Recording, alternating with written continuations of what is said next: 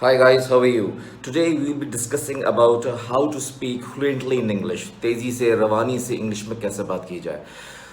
देखो, you need to understand one thing ना, कि आपका जो माइंड है ना, जब तक वो सोचेगा नहीं इंग्लिश में, you cannot speak in English. This is the first thing that what you need to understand. मैं आपको एक मज़े की स्टोरी सुनाता हूँ, उस स्टोरी से आपको समझ आएगा। First time I went to London, जब मैं पहली मरतबा लंदन गया था, तो मेरा वहाँ दोस्त था, और वो जब पाकिस्तान में था ना, तो इंग्लिश तो क्या, उसकी उर्दू भी जो है ना, वो समझ रहे हो ना, अच्छी नहीं थी, इंग्लिश तो बिल्कुल अच्छी नहीं थी। जब मैं उससे मिला वहाँ जाके लंदन में, तो मैंने देखा कि अच्छा, वी वर गोइंग, वो जो है ट्रफाल्गर स्क्वायर, हम वहाँ जा रहे थे, और हम उसमें थे, क्या ना, डबल डेकर बस है, मुझे स्टिल वो याद भी है। तो हम ऊपर की साइड पे बैठे हुए थे, और उस पास कोई कॉल आई, और उसने इतनी अच्छी इंग्लिश में बात की, I was so impressed. The only reason, क्योंकि मैंने, देखो समझो कि वो क्यों, पाकिस्तान में था, उसकी इंग्लिश बिल्कुल ज़ीरो थी, वहाँ इतनी अच्छी इंग्लिश बात कर रहा है। वाई? क्योंकि वो लोगों को इंग्लिश में बोलते हुए देख रहा है, लोगों को इंग्लिश में बोलते हुए सुन रहा है, और खुद उसकी मजबूरी है कि उसको इंग्लिश में ही बात करनी है, क्योंकि वहाँ पे और कोई ज़बान नहीं है ना, या बहुत कम देसी ज़बान बोली जाती हैं। और जब ये बोल रहा है, सुन रहा है, देख रहा है, तो ये इंग्लिश में सोच रहा है। देखो हमारा मसला क्या है, when we are talking in English, तो हम, प्रॉब्लम क्या होता है कि हम अपने वर्ड को जो उर्दू में हम बोल रहे हैं, उसको दिमाग में पहले कन्वर्ट करते हैं इंग्लिश में, और फिर बोलते हैं। इसीलिए होता क्या है, मैं दिखा रहा हूँ। We are actually we are the, ये जो ओ हो रहा है, वी आर द, ये जो ओ हो रहा है, ये इसलिए हो रहा है कि मैं अपने माइंड में उर्दू को इंग्लिश में कन्वर्ट कर रहा हूँ, उस वर्ड को, उस सेंटेंस को, उस लफ्ज़ को, सिचुएशन को, और वो मुझसे उस वक्त कन्वर्ट नहीं हो रही, या अटक रहा है, इसलिए मेरे ज़बान से ये अटक अटक अटक के निकल रहा है। उसकी दूसरी बहुत इंपॉर्टेंट वजह, इससे कॉन्फिडेंस लूज होता है। जो मेरी अच्छी खासी थोड़ी बहुत इंग्लिश भी है ना, बिलीव मी, वो भी मेरी नीचे ख़त्म हो जाती है। सो इंग्लिश को फ्लुएंट करने के लिए what you need to understand, सबसे पहला काम, आपने घबराना नहीं है। You don't need to worry. देखो, हमारे इमरान खान भाई कहते हैं ना, आपने सबसे पहले घबराना नहीं है। अब आप इस जुमले को सोचोगे, अगर मैं इसको इंग्लिश में कन्वर्ट करूं तो क्या होगा फौरन, you don't need to worry, simple, ठीक है ना। तो इंग्लिश को बनाने के लिए सबसे पहले जो आप उर्दू में बातें सुन रहे हैं, उसको इंग्लिश में अपने दिमाग में कन्वर्ट करना शुरू कर दो। मैं वोकैबुलरी की बात नहीं कर रहा, आम सी बातें कर रहा हूं जो घर में होती हैं। दूसरी बात, कोशिश करो कि आप अपने घर में जिनसे बातें कर रहे हो ना, दादी हैं, दादा हैं, बच्चे हैं, उनसे इंग्लिश में बात करो। इट्स नॉट नेसेसरी कि वो आपसे इंग्लिश में बात करें, वो उर्दू में भले आपसे बात करें, but you will be giving the answer in English language. आप इंग्लिश में उनका जवाब दोगे। भाई, फ्लुएंट आपने करनी है, उन्होंने नहीं करनी है। डजेंट मैटर कि वो आपसे उर्दू में बात करते हैं या इंग्लिश में बात करते हैं, आपने जो जवाब देना है वो उनको इंग्लिश में जवाब देना है। तो ये बोलना भी हो गया, सुनना भी हो गया। दूसरी बात यह है कि जो देखो, रीड करो इंग्लिश में। ज़्यादातर उर्दू के नॉवेल्स पढ़ते हो, उर्दू चीज़ें देखते हो, नहीं, इंग्लिश में देखो, इंग्लिश को सुनो। अरे भाई, मूवीज़ देखने को नहीं कह रहा मैं आपको, लेकिन आप इंग्लिश को पढ़ो बहुत ज़्यादा। उससे आपके आहिस्ता आहिस्ता माइंड में ना सोच इंग्लिश डेवलप होगी। पर और एक काम आपने ये करना है कि इंग्लिश को सोचो कैसे, कि जो भी सिचुएशंस हो ना, 10-15 मिनट बैठ के अपने, देखो माइंड में ख्यालात आते हैं आहिस्ता आहिस्ता, तो इंग्लिश में अपने ख्यालात को लाओ, तसव्वुरात को लाओ।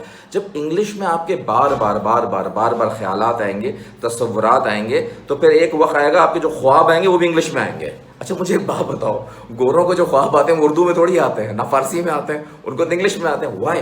क्योंकि वो वहाँ रहते हैं, वहाँ सोचते हैं अपने। देखो, आपका दिमाग जो है ना, वो आपको कन्वर्ट करके बता रहा होगा। फिर एक वक्त आएगा कि आप सिचुएशंस को भी इंग्लिश में इमेजिन करोगे। सो स्लोली एंड ग्रेजुअली, मेरे लिहाज से almost a month, it will take a month, maybe more than a month, लेकिन आपकी इंग्लिश काफ़ी फ्लुएंट हो जाएगी। So what you need to understand कि इंग्लिश को फ्लुएंट करने के लिए आसान सा तरीका यह है, देखो इंग्लिश में, सुनो इंग्लिश में, बोलो इंग्लिश में, और सोचो इंग्लिश में। ये 4 काम कर लो, आपकी इंग्लिश फ्लुएंट होना शुरू हो जाएगी, ठीक है ना। देखो, ये कोई ऐसी हवा चीज़ थोड़ी होती है यार, इंग्लिश भी एक लैंग्वेज है, जैसे हम उर्दू बोल रहे हैं, लेकिन मैं बगैर सोचे समझे बोल रहा हूँ, क्योंकि मेरे माइंड मुझे बताया जा रहा है, बोले जा रहा हूँ। So English is a simple language, you can easily speak in English. ये कोई बड़ी चीज़ थोड़ी होती है। ओके गाइज, ये मेरा यूट्यूब का चैनल है। सबसे पहले आपने क्या करना है, इसको सब्सक्राइब करना है, लाइक करना है, दोस्तों में शेयर करना है, मुझे मशहूर करना है। अच्छा बोलता हूँ ना? ओके, मैं इसके अलावा मेरे टेक्सटाइल के भी कोर्सेज होते हैं, अगर आप टेक्सटाइल वाले हैं तो आपको बहुत फ़ायदा होगा। मेरा चैनल ज़रूर सब्सक्राइब करें। अल्लाह हाफिज़। हाँ जी, सब खुश हैं, खैरियत से हैं, ठीक-ठाक हैं। मेरा नाम नुमान अहमद है और जो टेक्सटाइल वाले हैं वो तो मुझे बहुत अच्छी तरह जानते हैं, लेकिन जो नॉन टेक्सटाइल वाले हैं वो शायद मुझे नहीं जानते होंगे, इसलिए मैं थोड़ा-सा अपना इंट्रोडक्शन बता दूँ। मेरा नाम नुमान अहमद है और मैंने आईबीए से एमबीए किया था ऑलमोस्ट 20 इयर्स बैक, और उसके बाद फिर मैंने टेक्सटाइल इंडस्ट्री ज्वाइन की और अलग-अलग प्रोजेक्ट्स में मैं फ्रैंकफर्ट, जर्मनी, बेलफास्ट और डबलिन और पता नहीं कहाँ-कहाँ लंदन वगैरह गया, और एग्जीबिशंस में भी गया, बायर्स की मीटिंग्स के लिए भी गया।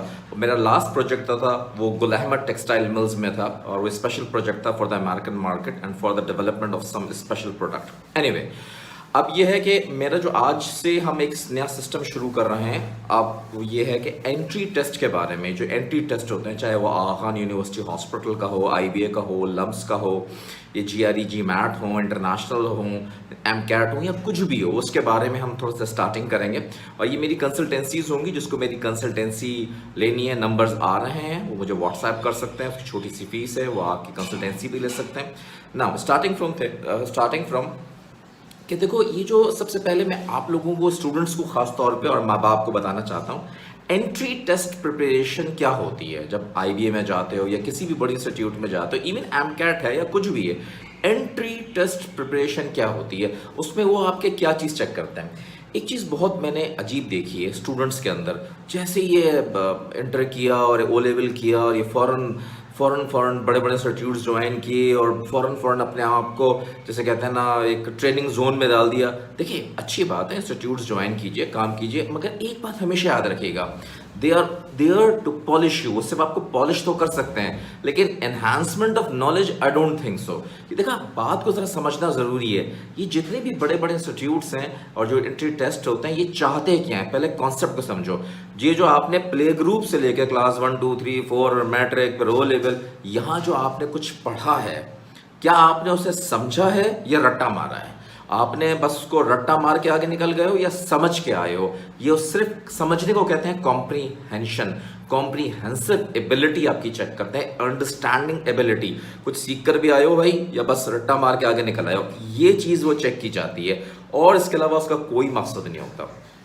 इस चीज़ के लिए वो आपसे आपकी करंट नॉलेज को टेस्ट नहीं करते। जो आपके पास फाइनल आपने पेपर दिया है, जो फाइनल आपकी चीज, उनको टेस्ट नहीं किया जाता। आपके प्ले ग्रुप से लेकर अब तक जो कॉन्सेप्ट्स डेवलप हुए हैं, वो टेस्ट किए जाते हैं। कभी कभी आपने कुछ एंट्री टेस्ट देखे होंगे, हमारे ज़माने में आईबीए में होता था, 5 मिनट में वो 20 प्रॉब्लम सॉल्व करने होते थे। बड़े सिंपल प्रॉब्लम होते थे, ये मल्टीप्लाई बाई ये डिवाइड बाई ये माइनस ये। तो वो क्या है, वो आपके, वो तो एक क्लास 2 का बच्चा भी, क्लास 5 का बच्चा भी कर ले। नो, उतनी स्पीड के अंदर आपने वो 20 सवाल करने होते थे, नेगेटिव मार्किंग के साथ। क्या चीज़ है, आपकी अंडरस्टैंडिंग एबिलिटी चेक की जाती है। एक ट्रेन है, वो 200 की स्पीड पे जा रही है, उसकी वेलोसिटी ये है, वो कितने घंटे में पहुंचेगी। वर्ड प्रॉब्लम्स, आपकी अंडरस्टैंडिंग एबिलिटी चेक की जाती है। वर्ड प्रॉब्लम तो क्लास 6 7 8 9 के होते हैं, इससे ज़्यादा के थोड़ी होते हैं। आपकी अंडरस्टैंडिंग, कितना आपने अंडरस्टैंड किया। जनरल नॉलेज में जब आपके सवालात आते हैं, ज्योग्राफी के हों या कोई भी सवाल हो, वो बेसिक चीज़ होती है कि आपको पता तो है। अब जैसे एक मिसाल देता हूँ, बहुत पहले की एक बात है। मैं एक बार अमेरिकन एम्बेसी के बाहर खड़ा था, ये कोई सालों पहले की बात है। तो वहाँ पर एक आदमी था जो वीज़ा लगवाने आया था, उसने बोलता मैं मेन से हूँ। तो मैंने फ़ौरन बता दिया, मेन बेसिकली न्यूयॉर्क है, न्यूयॉर्क के ऊपर बॉस्टन है, इसके ऊपर एक स्टेट है, इसका नाम मेन। भाई, आपने अमेरिका की स्टेट्स पढ़ी होनी चाहिए, आपको बेसिक स्टेट्स का पता होना चाहिए, हर स्टेट की थोड़ी ज्योग्राफी पता हो, यूरोप की ज्योग्राफी पता हो, आपको ऑस्ट्रेलिया की ज्योग्राफी पता हो। चीज़ें देखो, रटना नहीं है, लेकिन समझना है ओवर द ईयर। देखो, एक बात आप समझो, आपके पास जो आपको सिलेबस मिलता है ना, वो तो आपको एक बुक मिल गई, चीज़ मिल गई, लेकिन कभी बुक के अंदर चेक तो करो वो कह क्या रहे हैं, सिस्टम्स क्या हैं, चीज़ें क्या हैं, कहाँ कैसे होता है। वो पनामा कैनाल, स्विस कैनाल क्या है, उसका फ़ायदा क्या है। कुछ, चलो मैंने स्विस कैनाल पढ़ लिया, पनामा कैनाल पढ़ लिया, लेकिन कॉन्सेप्ट क्या, उसका फ़ायदा क्या है भाई। वो बोट जो जा रही है, वो इतना बड़ा फ्यूल बचा रही है, इतना बड़ा टाइम बचा रही है, एंड सो फोर्थ। तो गाइज, हम लोग अपना एक स्टार्ट कर रहे हैं आज से, और स्टार्ट क्या कर रहे हैं आज से कि हम एक एंट्री टेस्ट प्रिपरेशन का प्रोसीजर स्टार्ट कर रहे हैं। तो ये 5 मिनट का ट्यूटोरियल मैंने छोटा सा लगाया था अपने बारे में, बताने के बारे में। आप लोगों में से जिसको मेरी कंसल्टेंसी लेनी है इसके बारे में, वो नीचे व्हाट्सएप नंबर्स में आ रहे हैं, मुझे कांटेक्ट करें। और इसके अलावा भी अगर आपने कोई कोर्स वगैरह डिज़ाइन करवाना है या लेना है, आप मुझसे ले सकते हैं, कोई ऐसा मसला नहीं है। अब इंशाल्लाह हम इसके रेगुलर कोर्सेज करेंगे एंट्री टेस्ट के बारे में। ओके जी, मेरा नाम नुमान अहमद है, साइनिंग आउट। अपना खास ख्याल रखिएगा, अपने गिरदोनवा, अपने दोस्तों का ख्याल रखिएगा।